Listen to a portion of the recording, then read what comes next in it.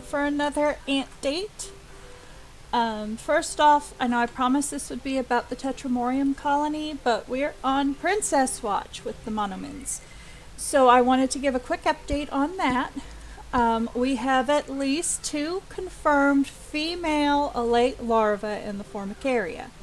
Here's the quick video of the Monomins moving the larva around. When I was recording this the first time, that little spot seemed to be where they like to stash the pupa. I think it's because the microscope camera I use has some kind of very slight residual heat. And these guys love to pile their pupa in front of the microscope. It's like they're presenting it to me. It's kind of cute. But other than that, they're doing really well. They're going through their sugar tube. I'm going to have to replace that soon. And they're eating about 1 cricket or 4 or 5 mealworms a day. So they are definitely in the process of expansion. I'm also trying out powdered egg yolk as a protein source because all of the colonies I've had so far go absolutely nuts when I give them a little piece of egg yolk as a treat. So I'm hoping that I can either give them a little bit of the egg yolk powder or I can make like jelly cups or something with it, just to give them an extra food source so that they don't eat through all of my feeder insects as quickly as these guys are doing.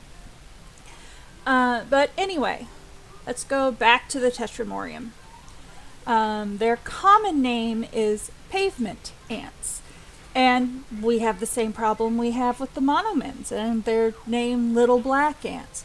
Pretty much every known species of Tetramorium is called pavement ants. They are a highly successful genus with multiple species on every continent, and the pavement ants in Texas aren't the pavement ants in Missouri, aren't the pavement ants in Europe, and those aren't the pavement ants in Japan, except when they are. According to AntWiki, which is a must-read website for ant keepers, we have a lot of these other species here in the States. We have Tetramorium tishuame. I can't pronounce that. I am so sorry, guys. I am whiter than mayonnaise.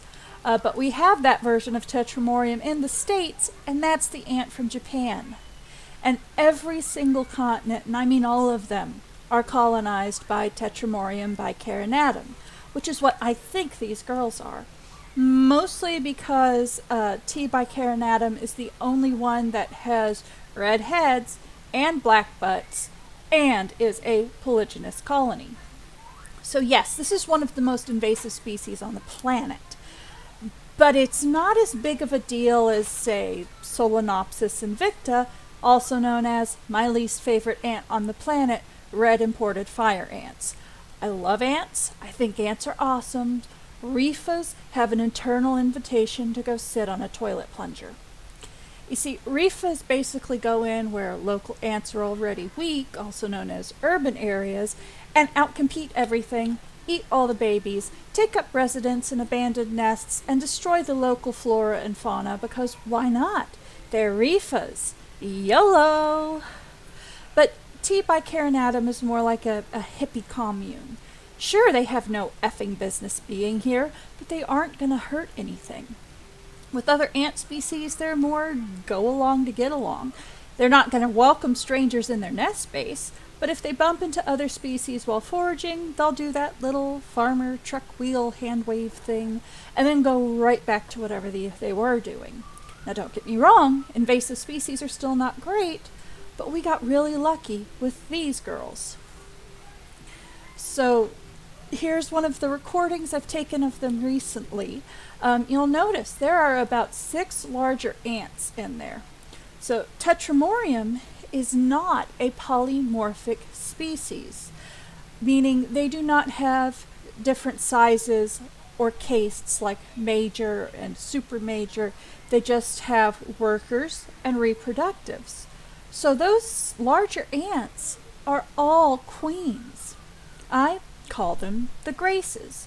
That can be the colony's name for the channel. There's 6 of them. I can only identify one individually because she's missing one antenna. I call her the battered queen because something clearly happened to her. So, like Monomorium minimum, there's a few polygynous Tetramorium. T-bicarinatum is the most popular of those right now. Because like monomins, they inbreed. So again, as long as there is one fertile queen in the colony, it can exist forever. That said, I'm not 100% sure that these girls are doing okay. I've had them about the same length of time as the monomins, and, well, as you can see, they're nowhere near as big. I've seen them lay similar sized egg piles to the one you can see here, but the number of larvae I don't come anywhere close to equaling the number of eggs in that pile. They're also much pickier when it comes to food. Every gaster I see right now as I'm recording this is full, so they are eating, but they really don't like it when they're offered the same thing twice in a row. Now, they're not as good they are not as good at escaping as the monomins. They're larger. They don't fit through the same cracks. I can even use the one piece of commercial ant equipment I've bought that hasn't cracked or otherwise broken as part of their setup. I'm trying not to show it clearly because it's a very recognizable design. If you have any experience in ant keeping, you probably know exactly where this thing came from. But that's a whole nother rant for another day. Their origin is somewhat similar to the monomins. We were doing gardening in a new house. I turned over a shovel full of dirt, and there they were. We did not want them in that flower bed, so we grabbed all the queens and workers that we could. This came out to about 6 queens and maybe 5 or 10 workers, somewhere in there. Now, you're not supposed to take colonies from the wild, but 1, this is an invasive species. 2, they were doomed because I'm the only person in our household who likes ants enough to tolerate them in our common spaces. And 3, they aren't reefas. So why not keep them? Right now, they are still clearly living in a test tube. This is not the original test tube. That tube got filthy. This is the second test tube I gave them as soon as I noticed that the old tube was starting to get a little moldy. And for the next 4 freaking months, I am not joking, 4 months, they used the new tube as a water supply, and that was it. They did not move out of their first dirty, nasty little tube until last week. And the instant I knew they had cleaned out the old tube, I took it out of the setup, took some pictures of the nasty thing, and then sanitized the crap out of it. They are not getting him back. Now, I want to get them more stable and a larger population before I offer them a formicarium. If their behavior holds true, that means if I give them the thing tomorrow, they'll move into it in, like, October. It'll be Ant Halloween or something. Their favorite food right now are mealworm pupa, which I'm currently out of. I have a culture of feeder mealworms and one of the adult beetles who are making me more baby mealworms, but I don't have anything hitting the pupal stage right now. For this video, I gave them a freshly malted mealworm, and they completely ignored it. Oh wait, there they go. They like it. Hey, Mikey. That's a Life Cereal catchphrase. And yes, I know that this little connector deal that you can see is absolutely filthy. There's a reason for that. I'm trying to keep as much stress off the queens as possible and get the colony going, get them laying, get the expansion going that I want. And this whole colony gets really upset every time I clean out the little connector box. I thought it was just because their feeding port was way too close to the nest, but the new test tube is about 6 inches away. It's connected with the usual clear plumbing piping, and they still react like they're being attacked. Maybe they're sensing the vibration, change in atmosphere, but for whatever reason, they just don't like it. So for now, I'm cleaning like maybe every couple weeks, maybe less than that. I just don't like watching these girls run around because I know that's wasting energy and putting stress on them, and the colony is still so small that I consider it very fragile. I'll take the insect carcasses out as often as I can, but I'm leaving the nuts and the egg yolk powder, you can see some of it inside, because it is a protein source and they can feed it to the larva if they need to. They just, have to decide, hey, this is food. They do have an outworld. They're not using it very much, and my dumb ass made the top lid too narrow for me to get my hand inside to clean it. So it needs a couple revisions. I'm probably just going to take the lid off or, just make another outworld for them. And there you go. That's the Graces. There are a couple other colonies I am desperately trying to get stable. One of them I'm pretty sure is a species of fungus farmers that are not leaf cutters. You do? That's wonderful. She knows how to make squishies. She's a sweet little girl. Maybe later. Okay? But anyway, I'm never going to keep leaf cutters on the channel, not even as a personal offline colony, because I had bad experience with both of them, both Rifas and leaf cutters as a kid. The leaf cutters ate our rose bushes. They ate my favorite climbing tree in like 24 hours. You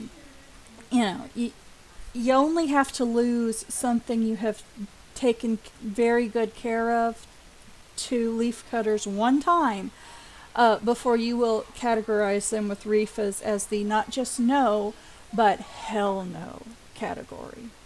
I'm sure they're absolutely lovely ants, but they're also destructive bastards. But the species that I found don't cut leaves. They just feed leaf litter to their fungus gardens. But I'm probably going to have to let these go because I don't think they've got their fungus pellet. I also have another colony of the same species of Tetramorium that started with a single queen, and I'm probably gifting it to a friend of mine and her kid just as soon as I feel comfortable with them, not dying. I think the next video I'm going to do is going to be about formicariums and how to make them. I base a lot of my stuff off of D-Colony's tutorials, so I recommend him first. But I can show you the design and the thought process. What I have is still not anywhere near to something I would give to someone else because I keep getting little escapees, mostly because I'm giving the new stuff to the Monomins. But that will be our next episode. Until then, you can watch all of my Let's Play videos.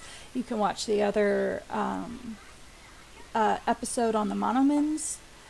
And I'll see you guys next time. Have a wonderful day.